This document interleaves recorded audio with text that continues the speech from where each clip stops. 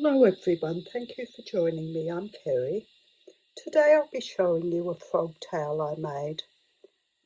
The towel is another gift for a new baby. I've been making a few recently.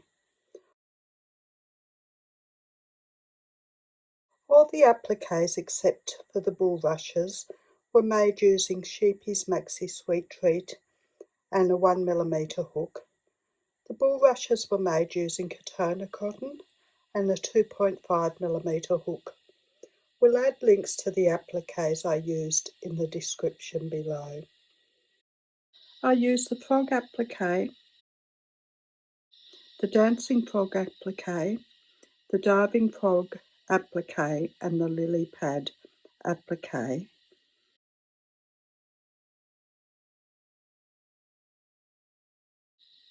Also the bulrushes applique.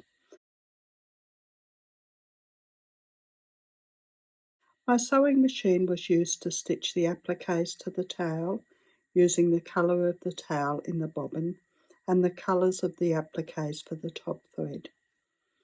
Like my video, please like, subscribe and share. I'm also on Facebook, Instagram, Pinterest and Patreon.